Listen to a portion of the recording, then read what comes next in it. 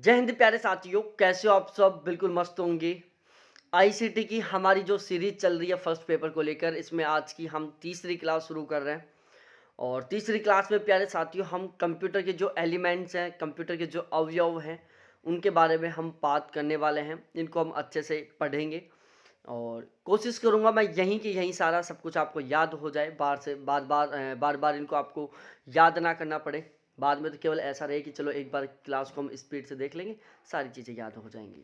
देखो, कंप्यूटर के मुख्यतः चार अवयव होते हैं। पहला होता है इनपुट सिस्टम, दूसरा होता है आउटपुट सिस्टम, तीसरा होता है सीपीयू और चौथा होता है मेमोरी।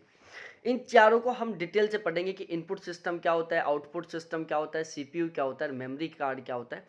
चारों को डिटेल से एक एक बाई स्टेप हम इनको पढ़ने का काम करेंगे। मैं थोड़ा सा आपको एक बार बता देता हूँ। देखो, इनपुट सिस्टम क्या होता है? निर्देश देने का सिस्टम। भाई, हम कंप्यूटर से कोई भी काम करवाते हैं तो कोई भी काम करवाने के लिए हम क्या करते हैं? पहले कंप्यूटर को निर्देश देते हैं कि भाई तेरे को ये काम करना है। जैसे मैं गूगल पर सर्च करते हैं, तो गूगल पर सर्च करने के लिए क्या करते हैं? हम सबसे पहले गूगल ओपन करते हैं, गूगल ओपन करके उसमें टाइपिंग करते हैं, फिर उसके बाद हम सर्चिंग पर लगाते हैं। तो ये जो टाइपिंग करने का काम है, फिर सर्चिंग पर लगाने का जो काम है, वो इनपुट सिस्टम करता है। उसके बाद में प्यारे साथियों, हमारे रिजल्ट को ढूंढने का काम कौन करता है? भाई, हमने इनपुट कर दिया, सर्च पर क्लिक कर दिया, सर्च पर क्लिक करते ही तुरंत हमारे पास जो रिजल्ट आता है, तो वो जो रिजल्ट फाइंड करने का जो काम हुआ था, रिजल्ट ढूंढने का जो काम हुआ था, वो किसने किया? सीपीयू ने किया। ठीक है, सीपीयू ने हमारा काम कर दिया। उसके बाद हमने प्यारे साथियों क्या किया? हमें वो दिख गया। ठीक है, हमें स्क्रीन पर हमारा रिजल्ट दिख गया, तो वो क्या हो गया? आउटपुट सिस्टम ने हमें वो रिजल्ट दिखा दिया कि ये पकड़ भाई, रिजल्ट तूने जो सर्च किया था उसका ये है सीन।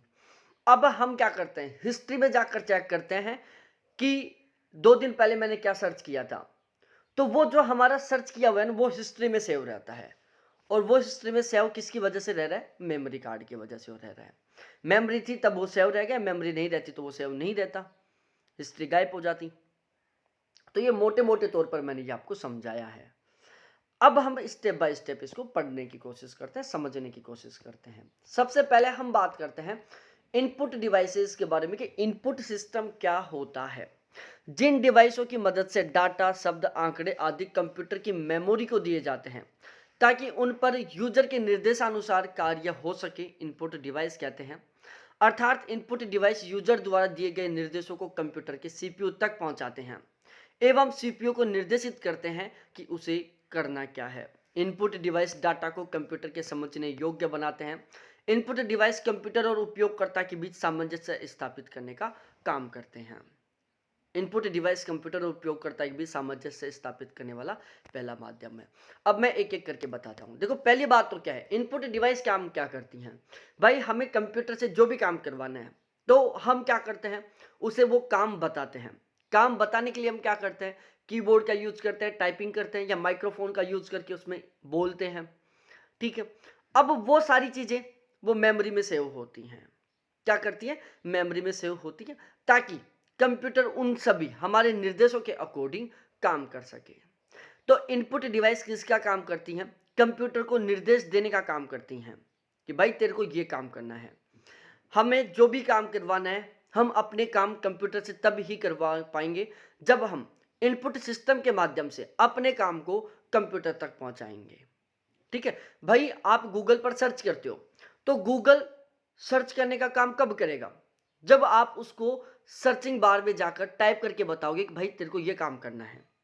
जब हम टाइप करके बता देंगे तब गूगल समझ जाएगा कि भाई इस बंदे की ये डिमांड है, इसको तुरंत ढूंढ के दे दे, बात खत्म। ये बार बार नहीं करेगा फिर। तो इनपुट डिवाइस कोई भी शब्द है, कोई भी डाटा है, कोई भी आंकड़े हैं, इनको कंप्यूटर की मेमोरी को देने का काम करता है। इनपुट डिवाइसों के माध्यम से हम अपने विचारों को कंप्यूटर तक शेयर कर पाते हैं ताकि हमें रिजल्ट मिल सके। समझ में आ गई ये बात? अब थोड़ा आगे चलते हैं। कंप्यूटर डिवाइस यूजर द्वारा दिए गए निर्देशों को कंप्यूटर के सीपीयू तक पहुंचाने का काम करता है। अब इनपुट डिवाइस का काम इतना ही नहीं है कि हमने टाइप कर दिया और वो कंप्यूटर तक। भाई, कंप्यूटर के कौन से भाग तक पहुंचेंगे? वो कंप्यूटर तो रखा हुआ है, हमारे जो निर्देश वो कंप्यूटर के कौन से भाग तक पहुंचेंगे? तो कंप्यूटर का जो सर्चिंग का काम है वो कौन कर रहा है? कंप्यूटर का जो प्रोसेसिंग का काम है वो कौन कर रहा है? सीपीयू कर रहा है। कंप्यूटर का प्रोसेसिंग का काम कौन कर रहा है? सीपीयू कर रहा है।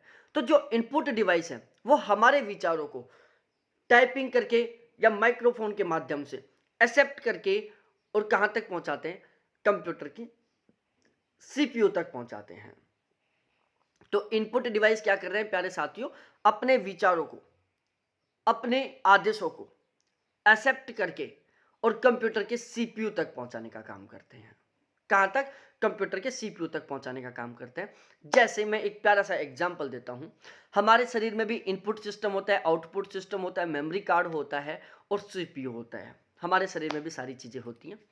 ये पेन है, ठीक है, ये अंगुली है, ये पेन का निब है, देख रहे हो पेन का निब बहुत नुकीला है।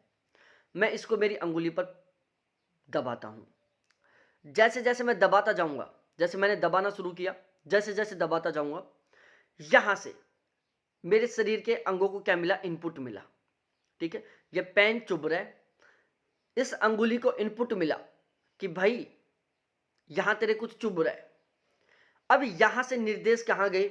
हाथ के माध्यम से होते हुए, इस साइड से होते हुए मेरे सीपीयू तक पहुंच गए, मेरे दिमाग तक पहुंच गए। दिमाग ने तुरंत प्रोसेसिंग में लेके और डिसीजन दिया कि भाई इस पेन को हटा ले, यदि इसी तरीके से दबाता रहेगा तो चुभ जाएगा। तुरंत मेरी मेमोरी ने काम किया और उसने बताया कि भाई तूने थोड़े दिन पहले और ऐसे किया था, तेरे पेन को तूने अंगुली पर दबाया था और तू दबाता ही रहा था, जिससे कि तेरी जो पेन की निब थी वो तेरी अंगुली में चुभ गई थी और तेरे को बहुत दिन तक दुख सहना पड़ा था। तो मेमोरी में स्टोर था ऑलरेडी वो इवेंट, जिसकी वजह से वो मेरे को दोबारा से याद करवाया कि भाई तूने ऐसा पहले कर लिया है, जिसकी वजह से तेरे को बहुत बड़ा दुख झेलना पड़ा था। यहां से इनपुट हुआ, डायरेक्टली हाथ के माध्यम से ऐसे होते हुए मेरे सीपीयू तक पहुंचा। सीपीयू ने तुरंत डिसीजन लिया कि भाई अब ऐसे लगातार दबाता रहेगा तो ये पेन हो सकता है तेरी अंगुली में चुभ जाए, इसलिए हटा। मैंने सीपीयू, मेरा जो सीपीयू था ना, उसके ऑर्डर को मैंने माना, अरे यार ये तो सही बात बोल रहा है सीपीयू, हटाओ पेन को। मैंने तुरंत हटा लिया। तो मैंने हटाने का काम किया क्योंकि मेरे को आउटपुट मिल चुका था। किसके माध्यम से? मेरे सीपीयू के माध्यम से। तो भाई जो इनपुट डिवाइस है वो क्या करती है? हमारे विचारों को कंप्यूटर के सीपीयू तक पहुंचाती हैं। साथ ही साथ उन विचारों को, मेरे जो विचार हैं भाई, मेरी जो समझने की लैंग्वेज है और कंप्यूटर की जो समझने की लैंग्वेज है, दोनों अलग अलग है। हमारी समझने का जो तरीका है, हमारा जो समझने का लैंग्वेज है, और कंप्यूटर का जो समझने का तरीका है, कंप्यूटर का जो समझने का लैंग्वेज, वो दोनों अलग है। कंप्यूटर बाइनरी कोड में काम करता है, हम शब्दों में काम करते हैं। तो इनपुट डिवाइस क्या करता है? हमारे जो विचार है, जो हमने शब्दों के माध्यम से इनपुट किया है, इनपुट डिवाइस उन शब्दों को बाइनरी कोड में चेंज करता है, जिससे कि कंप्यूटर का सीपीयू उनको आसानी से समझ जाए। तो सीपीयू है जो इनपुट डिवाइस क्या करती है प्यारे साथियों, हमारे जो विचार हैं उनको एक्सेप्ट करके कंप्यूटर के सीपीयू तक पहुंचाती हैं, पहला काम। दूसरा काम, हमारे जो विचार हैं, हमारे विचार किस में होते हैं? शब्दों में होते हैं। उन शब्दों को जो हमने इनपुट किया है, उनको वो कंप्यूटर के समझने योग्य बाइनरी कोड में कन्वर्ट करती हैं और सीपीयू को देती है कि ले पकड़ ये निर्देश, अब तू समझ जाएगा। किसी ने मेरे को शब्दों में लिख के कहा था कि तेरे को ये काम करना है, मैंने इनको तेरी समझने योग्य बना दिया, बाइनरी कोड में चेंज कर दिया, 0 1 में कोड चेंज कर दिया, मोर्स कोड में चेंज कर दिया। अब तेरे को समझ में भी आ जाएगा, अब तेरे को तुरंत फटाक से इसके ऊपर काम करना है, ठीक है।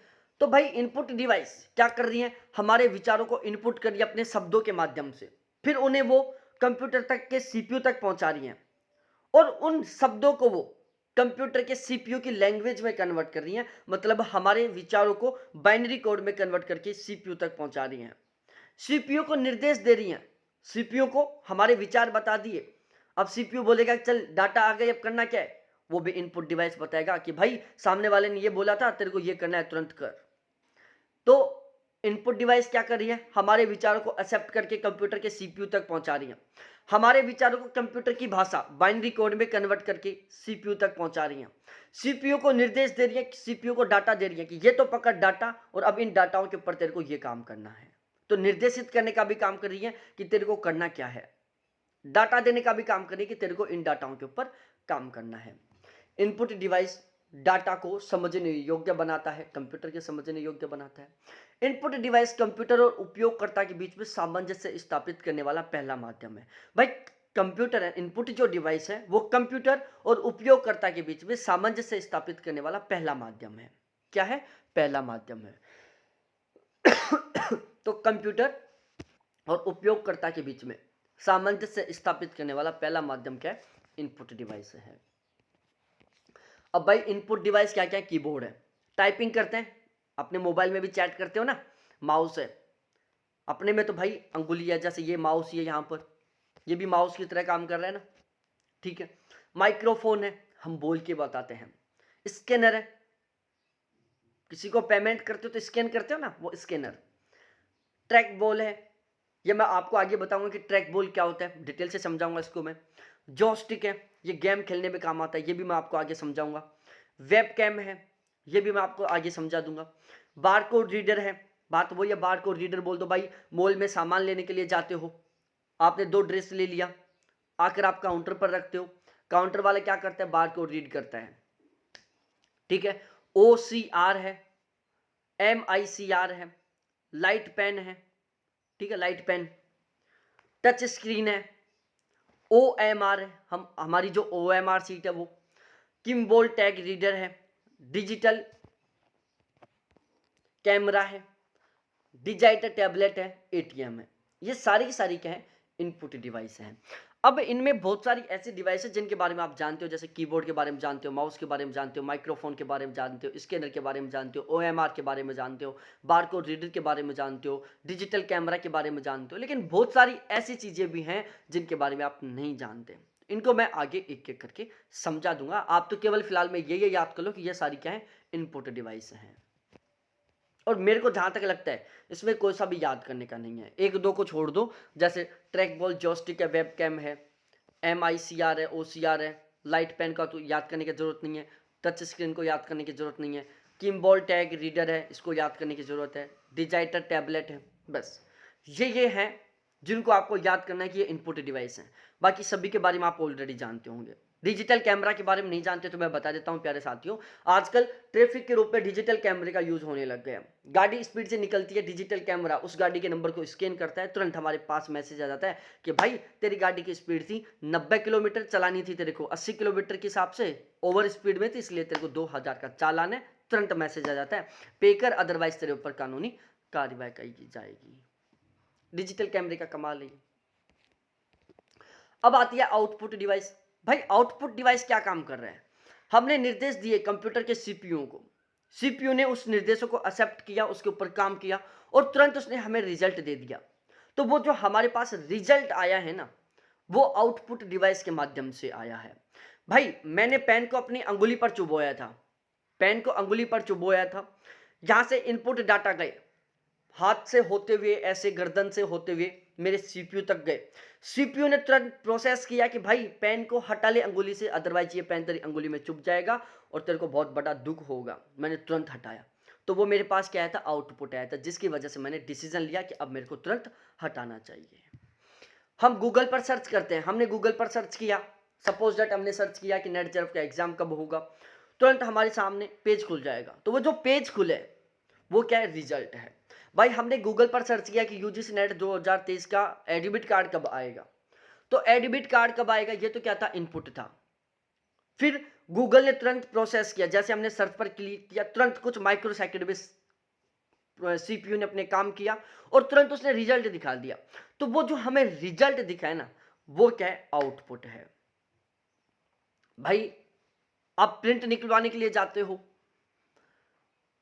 हम YouTube पर सर्च करते हैं, एक PDF डाउनलोड किया गूगल से, उसे प्रिंटर पर लगाया, तुरंत वो प्रिंटर हमें क्या करता है? कॉपी निकाल कर दे देता है। तो वो क्या कर रहा है? हमें रिजल्ट दे रहा है, आउटपुट दे रहा है। हम रिजल्ट निकालते हैं अपना, गूगल पर सर्च करते हैं यूजीसी नेट जेआरएफ रिजल्ट, फिर एक ऑप्शन खुलता है, उस पर क्लिक करते हैं, फिर वहाँ पर अपनी detail, application number, date of birth लगाते हैं, कैप्चा फिलअप करते हैं, तुरंत हमारे सामने रिजल्ट दिख जाता है। वो क्या था? आउटपुट था। तो डिवाइस वे डिवाइस हैं जिनका प्रयोग कंप्यूटर से प्राप्त परिणाम को देखने, प्राप्त करने के लिए किया जाता है। हमने कंप्यूटर के CPU से जो भी काम करवाए, हमारे काम के रिजल्ट को देखने के लिए हम जिन डिवाइसों का यूज करते हैं उन्हें हम आउटपुट डिवाइस कहते हैं। यह कंप्यूटर के द्वारा किए जाने वाले परिणाम को मनुष्य के समझने योग्य बनाता है। अब प्यारे साथियों देखो, कंप्यूटर के समझने का तरीका, हमारा समझने का तरीका, कंप्यूटर की लैंग्वेज, हमारी लैंग्वेज दोनों बिल्कुल अलग हैं। हम शब्दों में बात करते हैं, कंप्यूटर बाइनरी कोड में बात करता है, मोर्स कोड में बात करता है। बाइनरी कोड में केवल 2 अंक होते हैं, या तो 0 होता है या 1 होता है। तो भाई जाहिर सी बात है, हमारी भाषा को डायरेक्टली कंप्यूटर नहीं समझ सकता, कंप्यूटर की भाषा को डायरेक्टली हम नहीं समझ सकते। तो इनपुट डिवाइस क्या करती हैं, हमने जो अपनी भाषा में निर्देश दिया उन्हें कंप्यूटर के समझने योग्य भाषा में कन्वर्ट करती हैं। और आउटपुट डिवाइस क्या करती है, कंप्यूटर ने जो अपनी भाषा में रिजल्ट निकाला है उसे हमारे समझने योग्य बनाकर हमें दिखाती हैं। ठीक है, तो कंप्यूटर के समझने योग्य डाटाओं को कन्वर्ट करने का काम इनपुट डिवाइस करता है, हमारे समझने योग्य डाटाओं को बनाने का काम आउटपुट डिवाइस करते हैं। यह कंप्यूटर एवं मनुष्य के बीच सामंजस्य स्थापित करने वाला दूसरा माध्यम है। प्यारे साथियों, कंप्यूटर और मनुष्य के बीच में सामंजस्य स्थापित करने वाला पहला माध्यम इनपुट डिवाइस है, दूसरा माध्यम आउटपुट डिवाइस है। मॉनिटर है, प्रिंटर है, स्पीकर है, प्लास्टर है, स्क्रीन इमेज, प्रोजेक्टर है और प्रोजेक्टर है। ये सभी के सभी क्या है प्यारे लाडलो, आउटपुट डिवाइस हैं। क्या है, आउटपुट डिवाइस है, इनको आप अच्छे से याद कर लेना। अब हम आगे बात करते हैं मेमोरी के बारे में। मेमोरी क्या होता है भाई? मेमोरी नहीं करता यार, मेरी तो मेमोरी खराब हो गई, मेरी मेमोरी कमजोर है, इसलिए मैं बहुत सारी चीज़ों को लंबे टाइम तक याद नहीं कर पाता। यार मेरे को बहुत पढ़ना पड़ता है, मेरे को जल्दी से कोई चीज़ें याद नहीं होती। यार तेरी मेमोरी खराब है यार, दूसरी डलवा ले दिमाग में। हम फिर दूसरी मेमोरी डलवाने के लिए जाते हैं डॉक्टर के पास, डॉक्टर दूसरी मेमोरी सेट कर देता है, एक पेन ड्राइव लगा देता है यहाँ और क्या देता है कि ले पकड़, अब ये फुल स्पीड से काम करेगी। फिर हम खुश होकर आते हैं, फिर हम किताब को पढ़ते नहीं हैं, हम किताब को देखते हैं, स्किन होता है, तुरंत याद हो जाती है। होता है ना ऐसा? ऐसा नहीं होता भाई, सभी को पढ़ना पड़ता है, जबरदस्त तरीके से पढ़ना पड़ता है। मेमोरी कंप्यूटर का एक महत्वपूर्ण घटक है। मेमोरी कंप्यूटर का भंडारण क्षेत्र है, स्टोरेज है, स्टोर रूम है कंप्यूटर का। मेमोरी क्या है? कंप्यूटर का एक स्टोर रूम है। मेमोरी में जानकारी को स्थायी व अस्थायी रूप से संग्रहित किया जाता है। हमारे दिमाग में भी होता है, हमें बचपन की कुछ बातें याद होंगी और आप पढ़ना छोड़ दो, 10 दिन बाद में आप इसको भी भूल जाओगे। तो हमारे दिमाग में भी 2 तरीके की मेमोरी है। एक स्थायी मेमोरी है जिसमें 20 साल पुरानी बातें भी याद है एज इट इज, और एक अस्थायी मेमोरी है जिसमें 2 दिन पहले पढ़ा था जो याद नहीं है।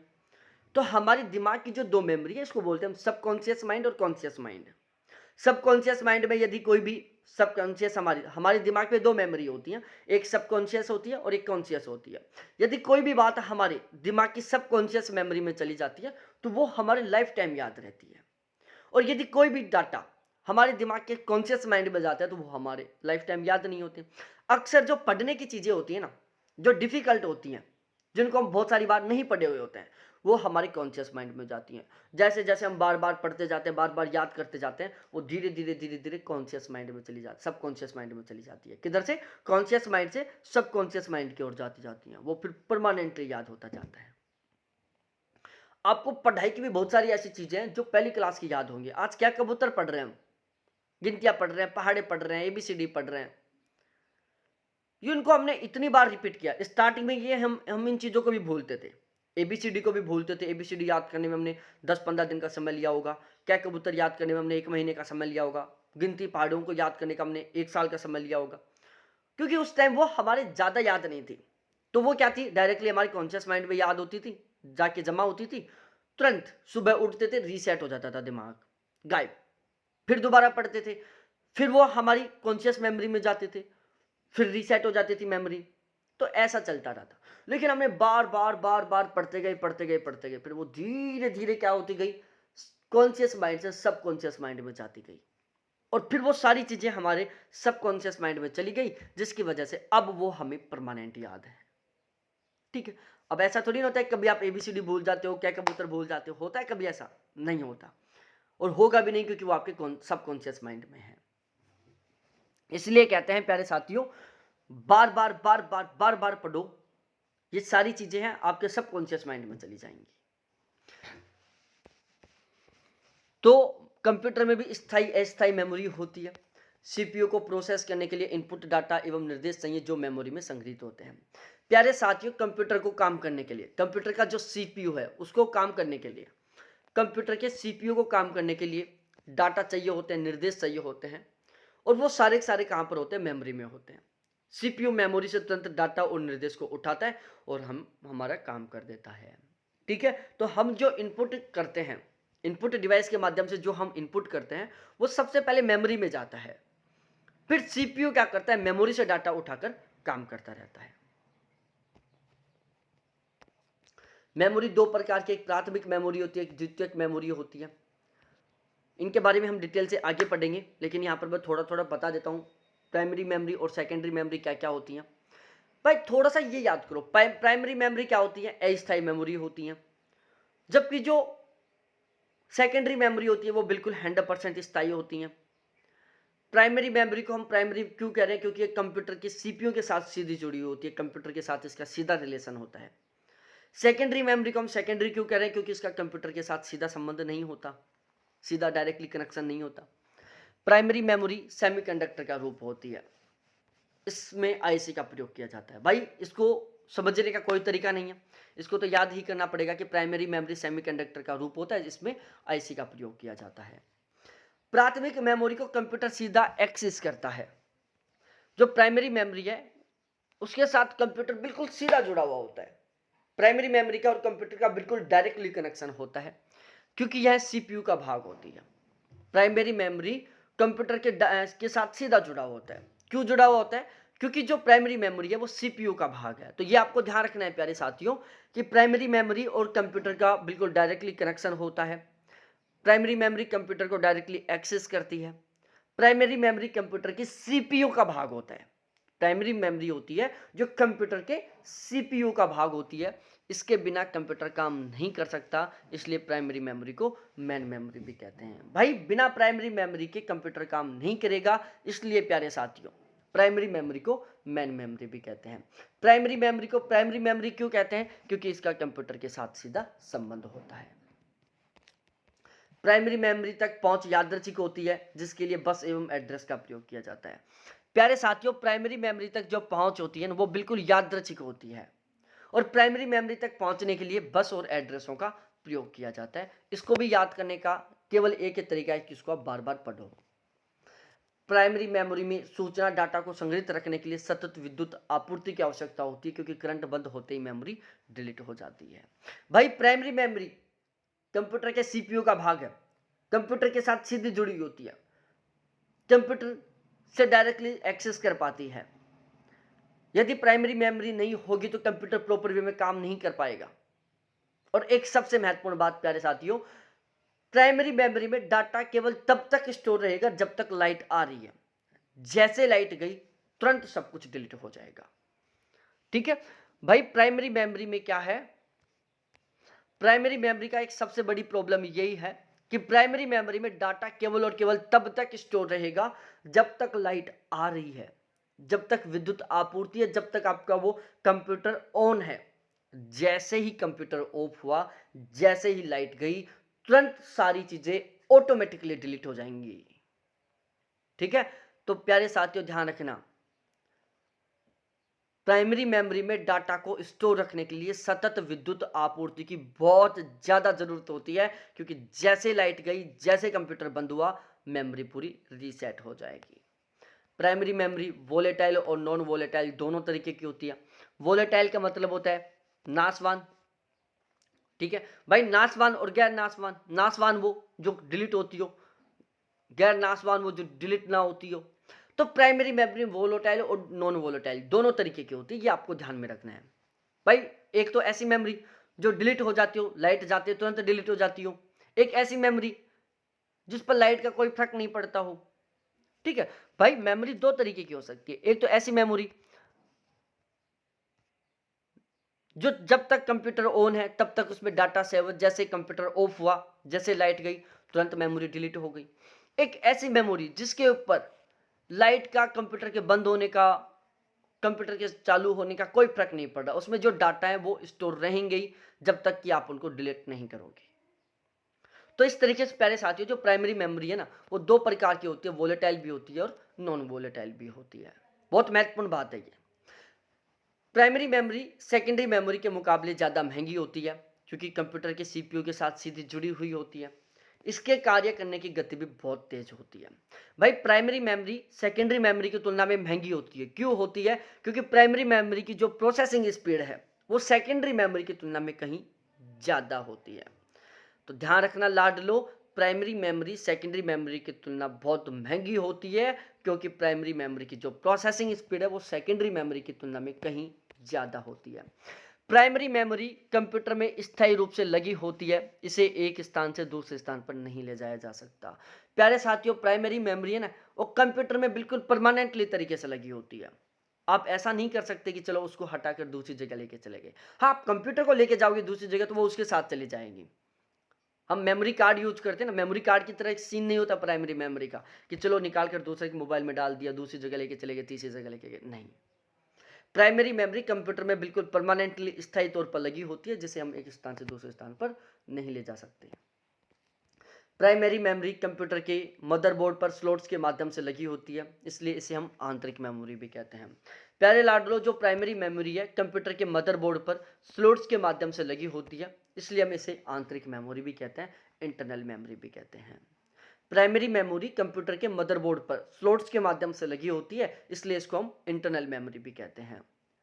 प्राइमरी मेमोरी का कंप्यूटर के सीपीयू के साथ बिल्कुल डायरेक्टली कनेक्शन होता है। तो ये सारी कहानी थी प्राइमरी मेमोरी के बारे में। ठीक है, बहुत सारी चीजें याद करने की थी, उनको आपको याद ही करना है। सेकेंडरी मेमोरी प्राथमिक मेमोरी कंप्यूटर का महत्वपूर्ण भाग होता है, लेकिन सेकेंडरी मेमोरी कंप्यूटर का बहुत महत्वपूर्ण भाग नहीं होता। भाई प्राइमरी मेमोरी है जो कंप्यूटर का बहुत महत्वपूर्ण भाग है, कंप्यूटर के सीपीयू के साथ सीधी जुड़ी हुई है। सेकेंडरी मेमोरी कंप्यूटर का बहुत महत्वपूर्ण भाग नहीं होता, कंप्यूटर के सीपीयू के साथ सीधी जुड़ी हुई नहीं होती, क्योंकि यह कंप्यूटर से में अलग से जोड़ी जाती है। प्यारे साथियों, जो सेकेंडरी मेमोरी है वो कंप्यूटर का बहुत महत्वपूर्ण भाग नहीं होती, कंप्यूटर के सीपीयू का भाग नहीं होती। जो प्राइमरी मेमोरी है वो कंप्यूटर के सीपीयू का भाग होती है, सेकेंडरी मेमोरी कंप्यूटर के सीपीयू का भाग नहीं होती। सेकेंडरी मेमोरी है वो कंप्यूटर में अलग से जोड़ी जाती है, जबकि प्राइमरी मेमोरी कंप्यूटर में ऑलरेडी सेट होती है। सेकेंडरी मेमोरी एक नॉन वोलेटाइल मेमोरी है, क्योंकि करंट के बंद होने पर इसमें संग्रहित डाटा या सूचना कभी डिलीट नहीं होते। भाई वोलेटाइल मेमोरी आप उसको कहोगे जो डिलीट हो जाती है लाइट जाते। नॉन वोलेटाइल मेमोरी आप उसको कहोगे जिसके ऊपर लाइट का कोई प्रभाव नहीं पड़ रहा, जब तक आप उस मेमोरी को डिलीट नहीं करोगे तब तक उसमें से एक भी डाटा डिलीट नहीं होगा। तो जो सेकेंडरी मेमोरी होती है वो नॉन वोलेटाइल टाइप की मेमोरी होती है, जिनके ऊपर लाइट के जाने का, लाइट के आने का, कंप्यूटर के बंद होने का, कंप्यूटर के ऑन होने का कोई फर्क नहीं पड़ता। इस मेमोरी में संग्रहित डाटा को आप अपनी आवश्यकता के अनुसार पढ़ सकते हैं, देख सकते हैं और उनको मॉडिफाई भी कर सकते हैं, डिलीट भी कर सकते हैं। सेकेंडरी मेमोरी में जो डाटा संग्रहित होते हैं उनको आप अपनी आवश्यकता के अनुसार कैसे भी यूज कर सकते हो। इस मेमोरी को सहायक, एक्सिलरी तथा बैकिंग स्टोरेज मेमोरी भी कहते हैं। तो जो सेकेंडरी मेमोरी है उसको एक्सिलरी या फिर बैंकिंग स्टोरेज मेमोरी भी कहते हैं। तो ये बात भी बहुत अच्छे से याद रखना है प्यारे साथियों कि सेकेंडरी मेमोरी को हम एक्सिलरी मेमोरी, बाह्य मेमोरी, सहायक मेमोरी या बैंकिंग स्टोरेज मेमोरी भी कहते हैं, जबकि जो प्राइमरी मेमोरी है उसको हम इंटरनल मेमोरी कहेंगे। सेकेंडरी मेमोरी का अधिकतर डाटा बैकअप के लिए इस्तेमाल किया जाता है। जो सेकेंडरी मेमोरी है इसका उपयोग हम ज़्यादातर डाटा का बैकअप करने के लिए लेते हैं, डाटा बैकअप के लिए इसका उपयोग करते हैं।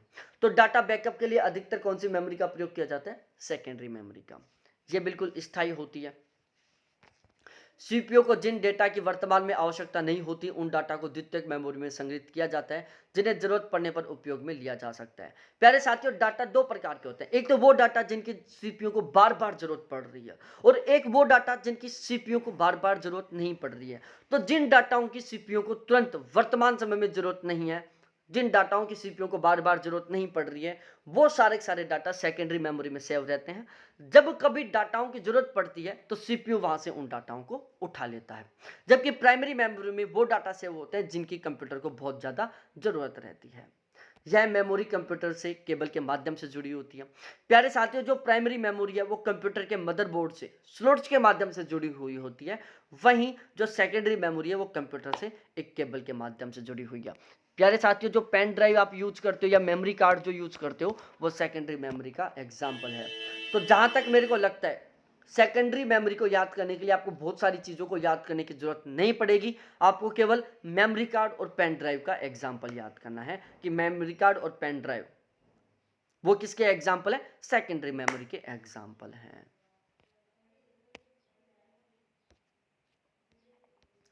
अब हम बात करने वाले हैं प्राइमरी मेमोरी के प्रकारों के बारे में, टाइप्स ऑफ प्राइमरी मेमोरी के बारे में, रैम और रोम के बारे में पढ़ेंगे। तो अब तक मैंने आपको प्राइमरी मेमोरी पढ़ा दिया, सेकेंडरी मेमोरी पढ़ा दिया, इनपुट सिस्टम पढ़ा दिया, आउटपुट सिस्टम पढ़ा दिया। आपको 7 से 8 मिनट का समय दे रहा हूं, ठीक है? 6 से 7 मिनट का समय दे रहा हूं, स्पीड से रिवीजन कर लो प्यारे साथियों, तुरंत तुरंत रिवीजन कर लो। 5 से 6 मिनट का टाइम दे रहा हूं, 1.75 की स्पीड करो, आसानी से समझ में आ जाएंगी सारी चीजें। और स्पीड से क्विकली तरीके से एक बार सुपर फास्ट तरीके से रिवीजन कर लो इसका, ठीक है? तो आपका टाइम स्टार्ट हो रहा है रिवीजन का।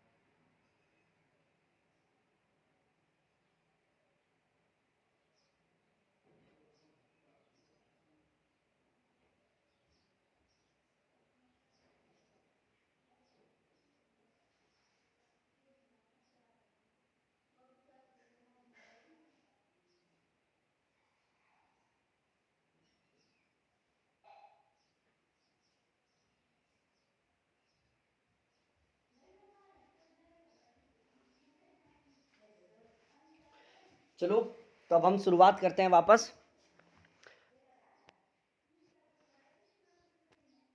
ठीक है, अच्छे से हो गया होगा रिवीजन, 8-9 मिनट का टाइम दे दिया। अब हम बात करते हैं, प्राइमरी मेमोरी के दो भाग होते हैं। मैंने आपको थोड़ी देर पहले बताया था कि प्राइमरी मेमोरी वोलेटाइल और नॉन वोलेटाइल दोनों तरीके की हो सकती है। तो इतना तो आपको भी समझ में आ गया होगा कि वोलेटाइल एक अलग प्रकार होगा, नॉन वोलेटाइल एक अलग प्रकार होगा। भाई वोलेटाइल नॉन वोलेटाइल का मतलब क्या है? एक ऐसी मेमोरी जो लाइट जाते हैं तुरंत डिलीट हो जाती है, उसको हम क्या बोल रहे हैं? अस्थायी मेमोरी बोल रहे हैं, उसको हम क्या बोल रहे हैं? टेम्परेरी मेमोरी बोल सकते हैं, उसको हम वोलेटाइल मेमोरी बोल सकते हैं। एक ऐसी मेमोरी जिसके ऊपर लाइट जाने का कोई प्रभाव नहीं पड़ रहा, स्थायी बोल सकते हैं, परमानेंट मेमोरी बोल सकते हैं, नॉन वोलेटाइल मेमोरी बोल सकते हैं। तो प्राइमरी मेमोरी के दो भाग होते हैं, एक होती है रैम, दूसरी होती है रोम। दोनों की फुल फॉर्म याद करो। यहां पर रैम का फुल फॉर्म है रैंडम एक्सेस मेमोरी, रोम का फुल फॉर्म है read only memory. Random access memory, read only memory, read only memory, read only memory, random access memory, random access memory, random access memory. याद हो गई full form? चलो, RAM, random access memory. RAM computer की प्राथमिक memory या मुख्य memory होती है। पहली बात भाई, प्राइमरी मेमोरी और सेकेंडरी मेमोरी दोनों में यदि हम बात करें तो कंप्यूटर की मुख्य मेमोरी कौन सी है? प्राइमरी मेमोरी है। और यदि हम प्राइमरी मेमोरी के दोनों भाग रैम और रोम के बारे में बात करें तो दोनों में से कंप्यूटर की मुख्य मेमोरी कौन सी है? रैम है। तो प्राइमरी और सेकेंडरी मेमोरी में कंप्यूटर की मुख्य मेमोरी प्राइमरी मेमोरी हो गई, रैम और रोम में कंप्यूटर की मुख्य मेमोरी प्यारे साथियों रैम हो गई।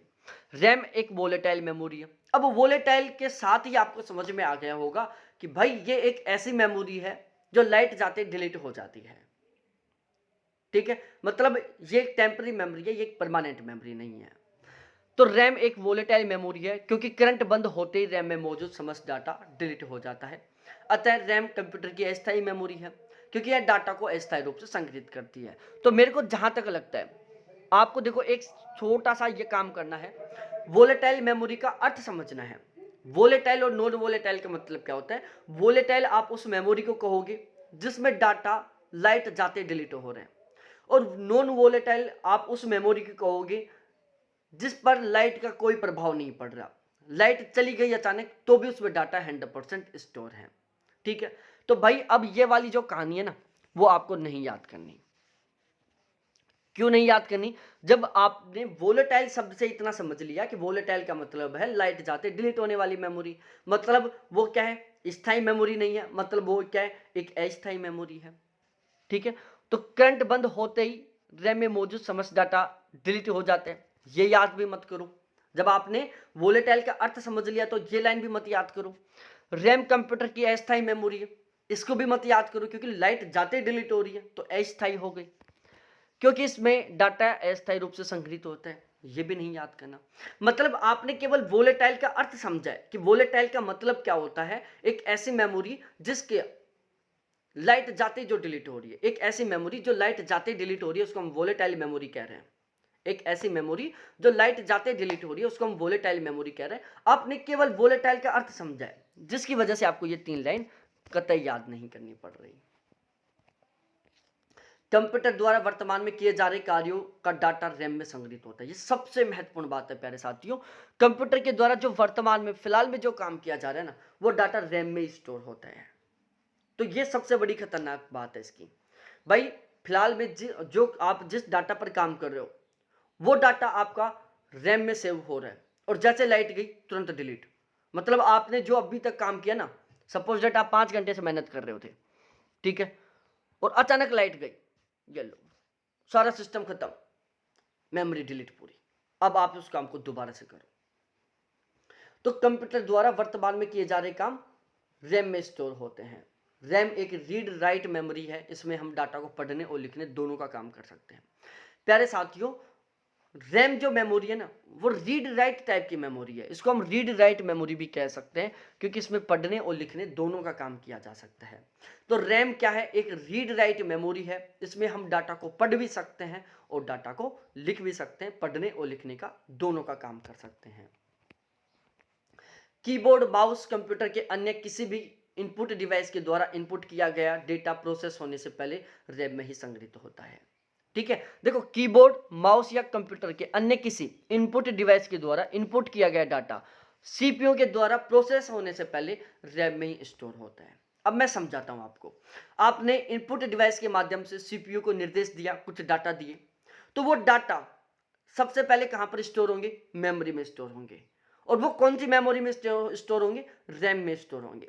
सीपीयू काम करेगा, जैसे डाटाओं की निर्देशों की जरूरत पड़ेगी तुरंत वो मेमोरी से उठा लेगा। कौन सी मेमोरी से उठाएगा? रैम से उठाएगा।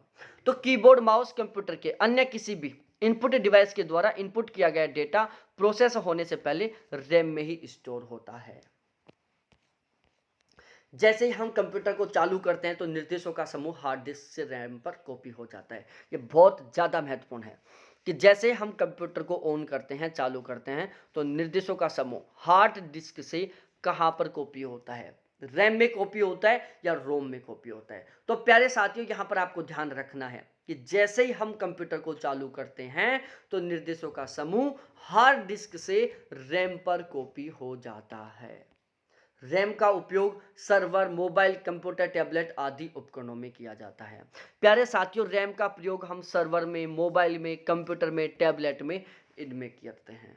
तो रैम का उपयोग सर्वर, मोबाइल, कंप्यूटर और टैबलेट में किया जाता है।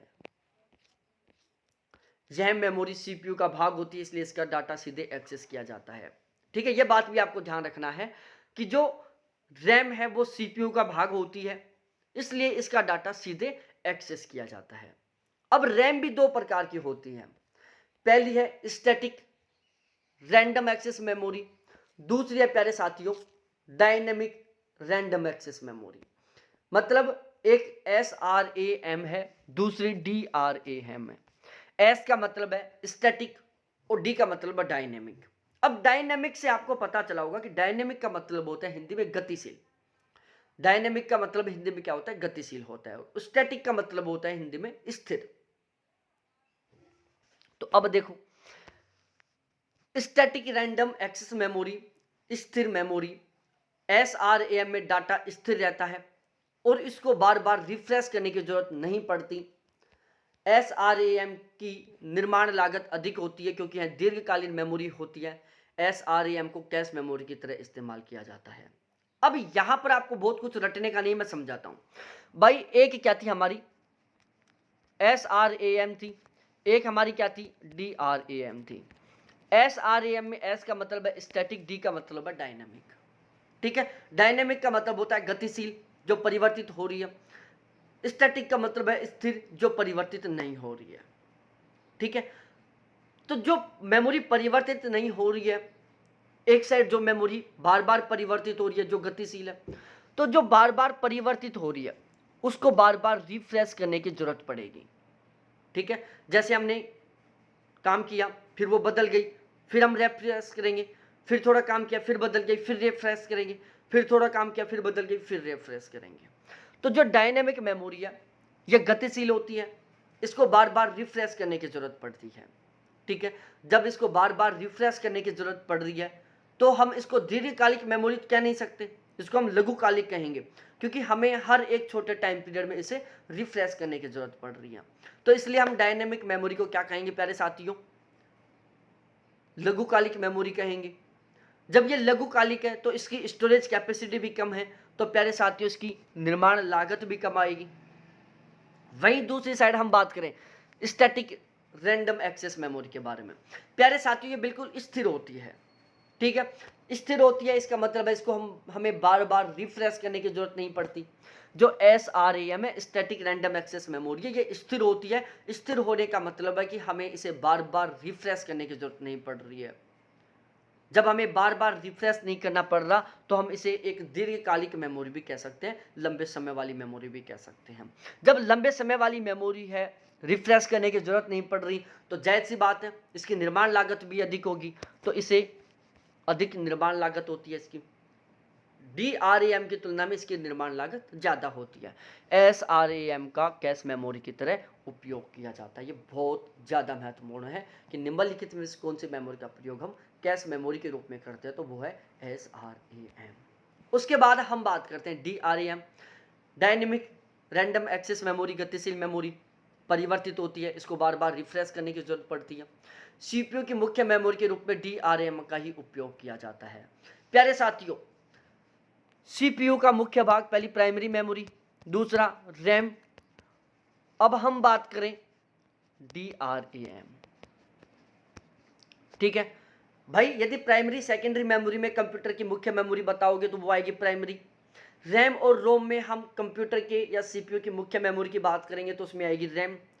डीआरएम और एसआरएम में हम बात करेंगे तो कंप्यूटर की मुख्य मेमोरी है डीआरएम।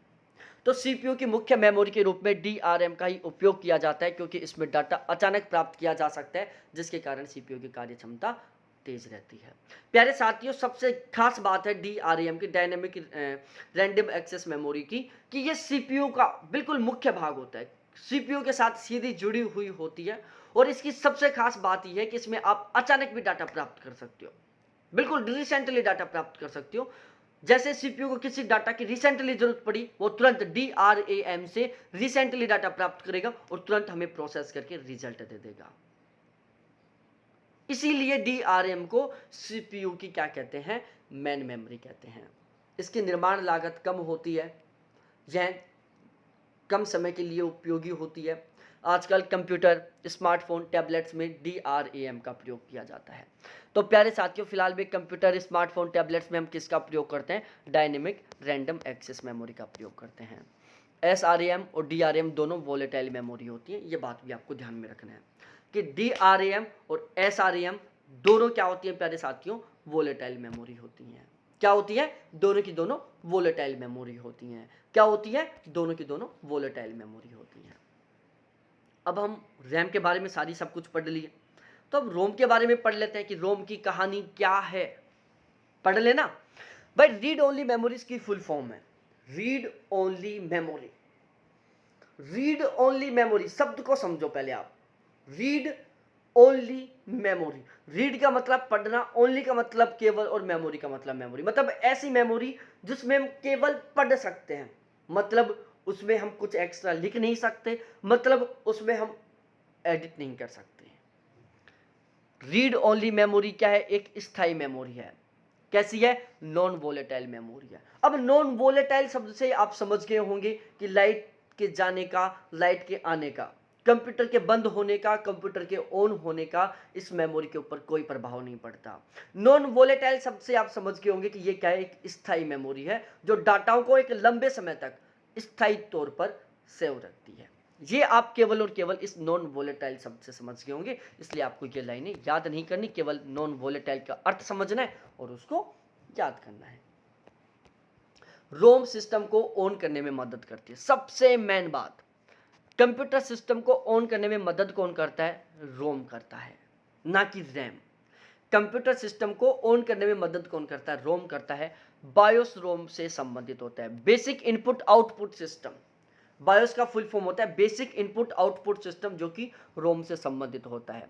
रोम मदरबोर्ड के ऊपर स्थित एक सिलिकॉन चिप है, जिसके निर्माण के समय ही निर्देशों को इसमें संग्रहित कर दिया जाता है। प्यारे साथियों, रोम मदरबोर्ड के ऊपर स्थित एक सिलिकॉन चिप है, जिसके निर्माण के समय ही निर्देशों को इसमें स्टोर कर दिया जाता है। रोम क्या है, मदरबोर्ड के ऊपर स्थित एक सिलिकॉन चिप है, जिसके निर्माण के समय ही निर्देशों को इसमें स्टोर कर दिया जाता है। रोम संग्रहित सूचना डेटा को हम केवल बार बार पढ़ सकते हैं। बट रीड ओनली मेमोरी, केवल पढ़ सकते हैं।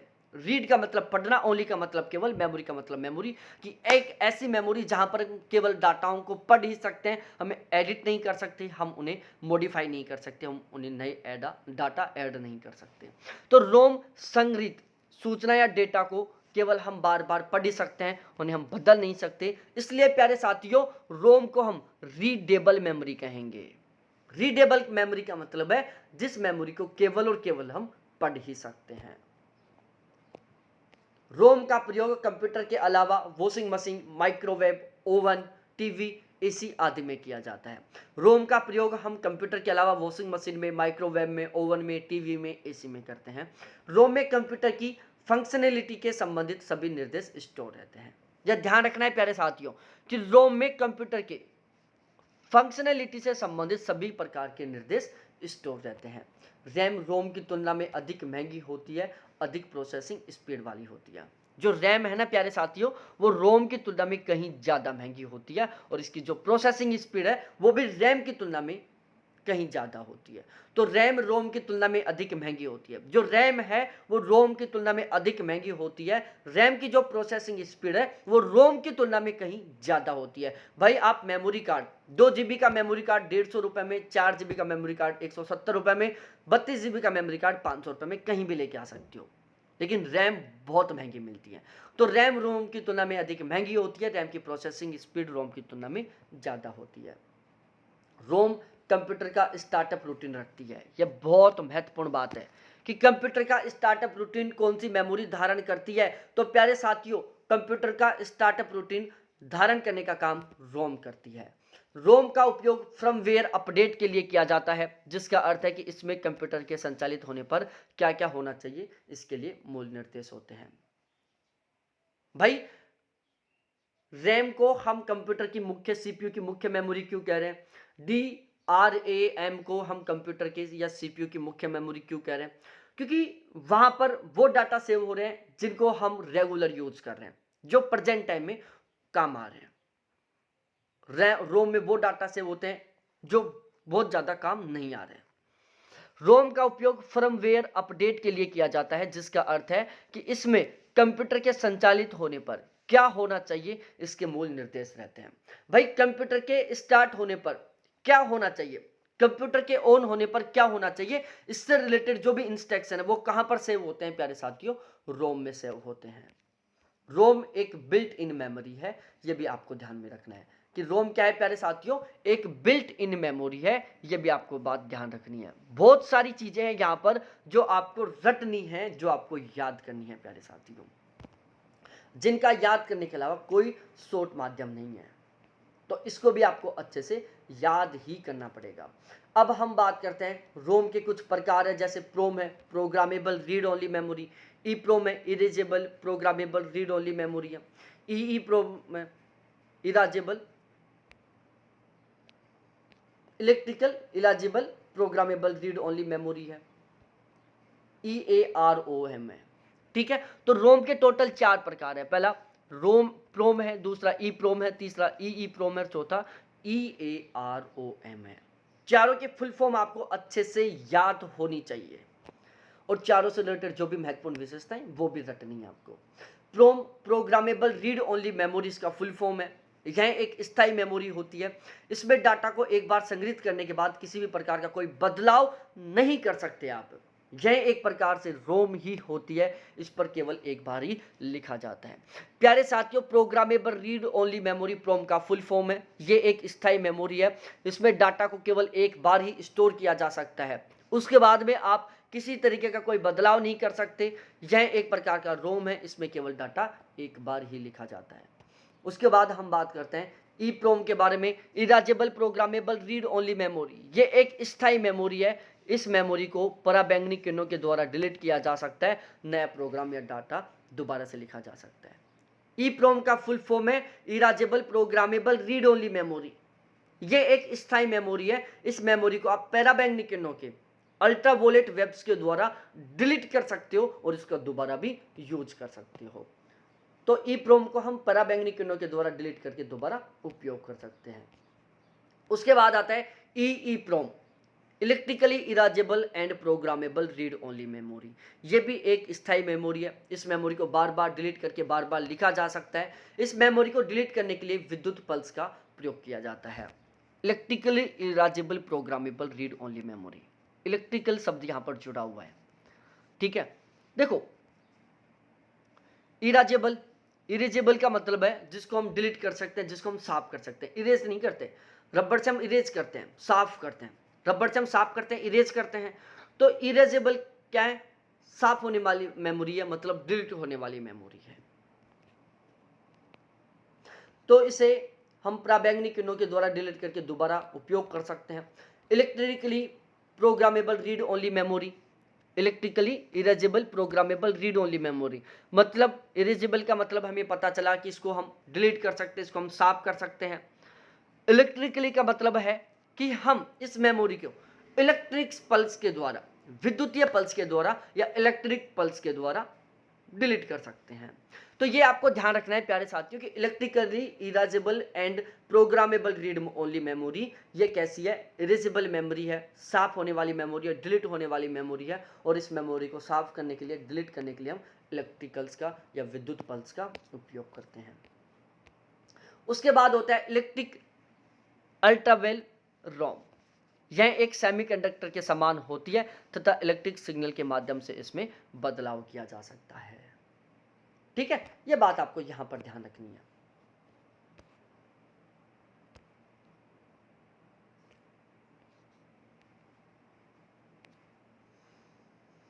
यह एक सेमीकंडक्टर के समान दिखाई देती है, इलेक्ट्रिक सिग्नल के माध्यम से इसमें बदलाव किया जा सकता है। PROM WROM, programmable read only memory, WORM का मतलब है राइट वंस रीड मेमोरी के रूप में काम करती है। प्यारे साथियों, जो प्रोम है, प्रोग्रामेबल रीड ओनली मेमोरी है, वो WORM, W का मतलब राइट, O का मतलब वंस, R का मतलब रीड, M का मतलब मैनी, मतलब राइट वन रीड मैनी के रूप में काम करती है। व्रोम का अर्थ होता है राइट वंस का मतलब है केवल एक बार लिखा जा सकता है, रीड मैनी का मतलब है उसे बार बार पढ़ा जा सकता है। राइट वन का मतलब है केवल एक बार लिखना, रीड मैनी का मतलब है बहुत बार पढ़ना। तो जो प्रोम है प्यारे साथियों, वो व्रोम के रूप में काम करती है, राइट वन रीड मैनी के रूप में काम करती है, जिसमें केवल एक बार लिखा जा सकता है और उसे बार बार पढ़ा जा सकता है। अब हम बात करेंगे सेकेंडरी मेमोरी के बारे में। सेकेंडरी मेमोरी कौन कौन सी होती है, इसको हम पढ़ेंगे कल वाली क्लास में। ठीक है, तो यहां तक की कहानी आपको बहुत समझ में आ गई होगी। ज्यादातर चीजें रटने की हैं, याद करने की हैं, जो समझने का था वो मैं पूरी कोशिश किया हूं आपको समझाने की। और अब मैं आपको 5 मिनट का टाइम दे रहा हूं, 5 मिनट में आप इसका एक बार फिर से रिवीजन कर लो प्यारे साथियों। फिर 5 मिनट का रिवीजन कंप्लीट हो, फिर आगे 20 मिनट का समय लो और एक बार शुरू से लास्ट तक फिर से एक बार क्विकली तरीके से रिवीजन कर दो। 100% झंझट खत्म, यहीं की यहीं सारी चीजें याद हो जाएंगी। पेपर से एक दिन पहले स्पीड से फिर सुन लेना। बहुत बहुत धन्यवाद आपको देखने के लिए। थैंक्स बाय मेरे प्यारे साथियों।